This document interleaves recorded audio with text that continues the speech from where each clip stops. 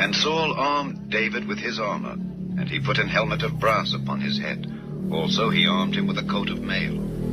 And David girded his sword upon his armor, and he essayed to go, for he had not proved it. And David said unto Saul, I cannot go with these, for I have not proved them. And David put them off him. And he took his staff in his hand, and chose him 5 smooth stones out of the brook, and put them in a shepherd's bag which he had, even in a scrip. And his sling was in his hand. And he drew near to the Philistine. And the Philistine came on, and drew near unto David, and the man that bare the shield went before him.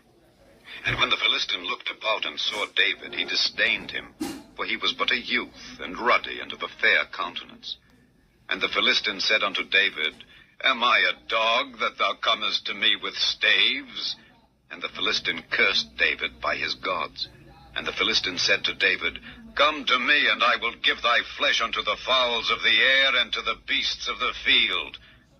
Then said David to the Philistine, Thou comest to me with a sword, and with a spear, and with a shield. But I come to thee in the name of the Lord of hosts, the God of the armies of Israel, whom thou hast defied. This day will the Lord deliver thee into mine hand, and I will smite thee, and take thine head from thee. And I will give the carcasses of the host of the Philistines this day unto the fowls of the air, and to the wild beasts of the earth, that all the earth may know that there is a God in Israel. And all this assembly shall know that the Lord saveth not with sword and spear, for the battle is the Lord's, and he will give you into our hands.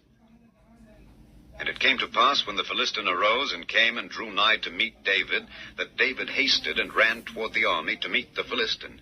And David put his hand in his bag, and took thence a stone, and slang it, and smote the Philistine in his forehead, that the stone sunk into his forehead, and he fell upon his face to the earth. So David prevailed over the Philistine with a sling and with a stone, and smote the Philistine and slew him.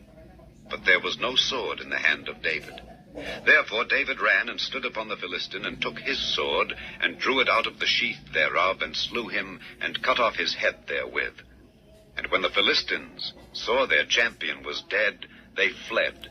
And the men of Israel and of Judah arose, and shouted, and pursued the Philistines, until thou come to the valley, and to the gates of Ekron. And the wounded of the Philistines fell down by the way to Shaaraim, even unto Gath, and unto Ekron. And the children of Israel returned from chasing after the Philistines, and they spoiled their tents. And David took the head of the Philistine, and brought it to Jerusalem. But he put his armor in his tent.